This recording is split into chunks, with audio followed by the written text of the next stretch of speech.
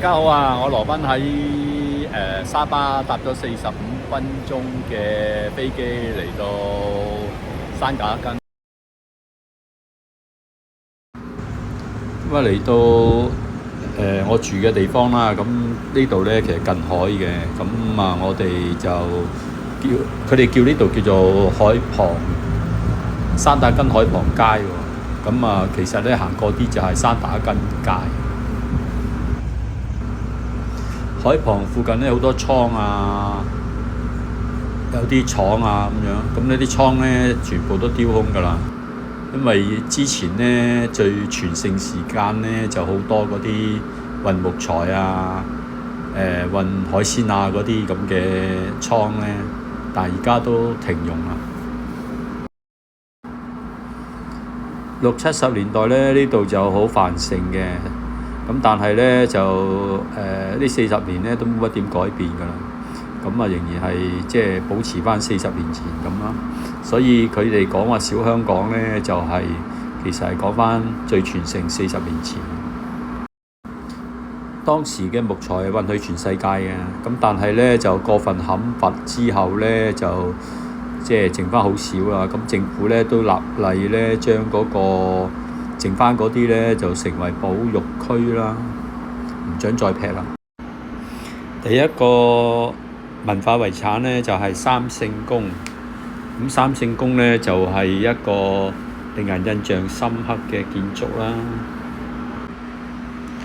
佢始建於1887年，咁咧係繼觀音廟同埋譚公聖祖廟後咧，山打根歷史嘅第3個歷史悠久嘅廟宇，山打根觀光路線嘅一部分嚟嘅。咁呢個舊教堂咧超過100年㗎啦，咁咧就係文化遺產嚟嘅。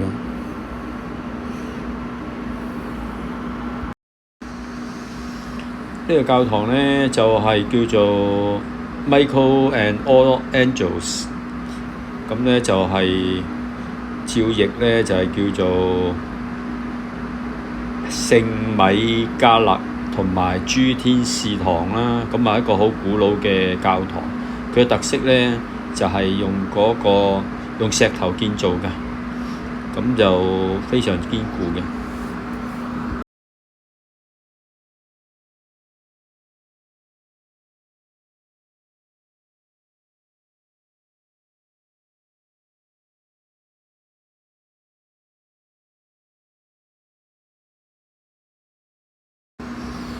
喺隔離咧就呢個係山打根嘅紀念托馬斯塞西爾亞歷山大牧師嘅一個童軍總會。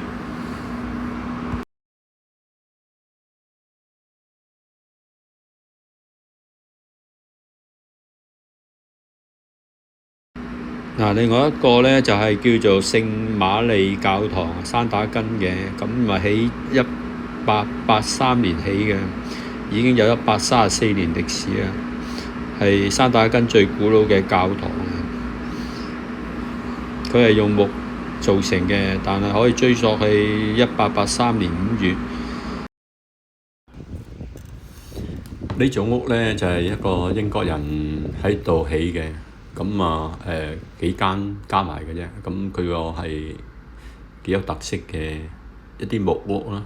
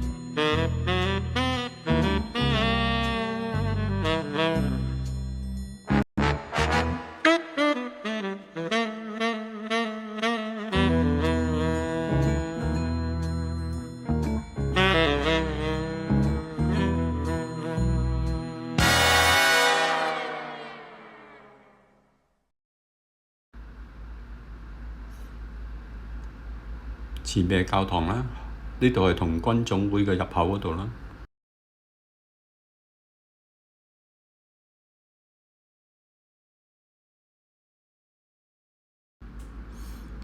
睇完嗰幾個文化遺產景點呢，咁啊翻落嚟住嗰度附近啦，咁啊都喺四周圍兜下啦，都係想睇一啲倉啊嗰啲。喺住嗰度行落嚟2分鐘到啦，咁就到海邊，咁啊好舒服嘅。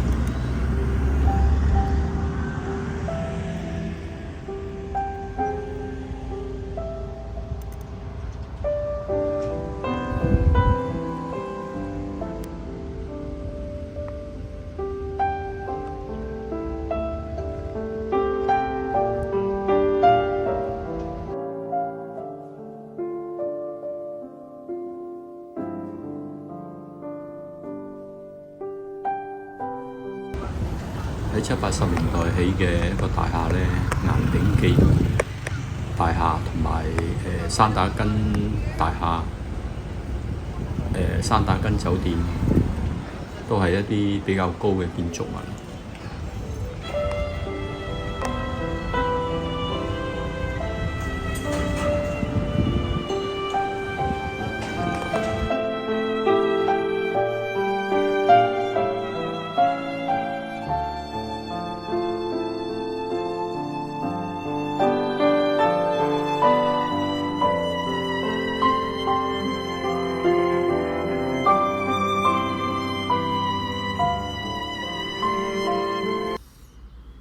已經行入咗嚟呢個山打根街。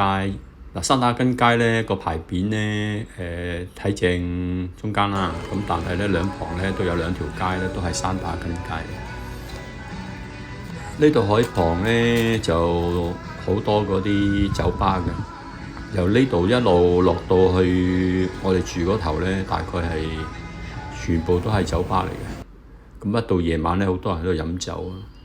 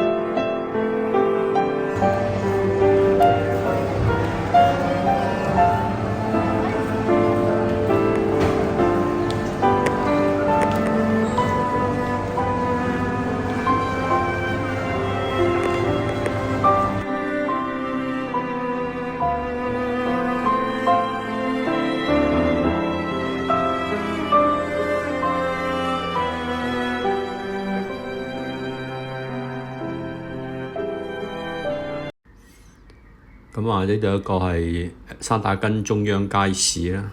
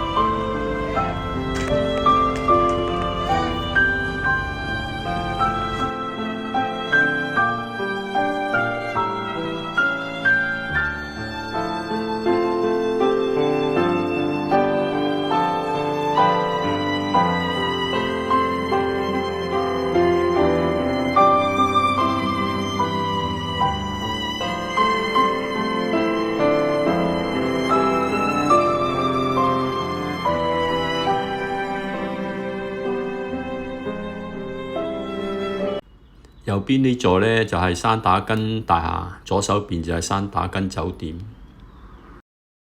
大家想唔想像得到繁榮嘅時候啊？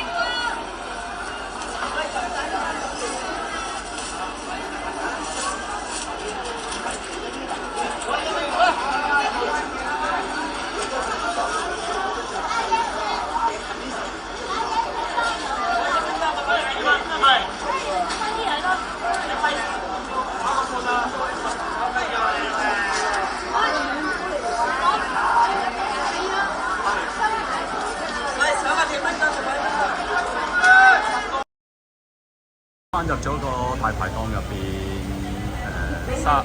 山打根嘅熱奶茶、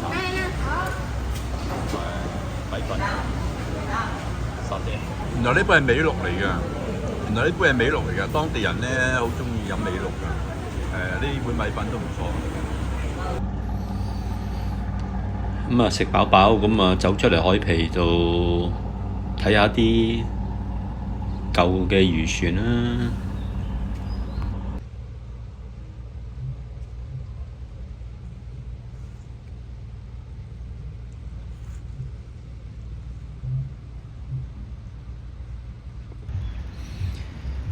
一到夜晚呢，嗱，你見到佢哋就開始活躍起嚟啦，好多燈光閃閃啊嘅酒吧，大大細細。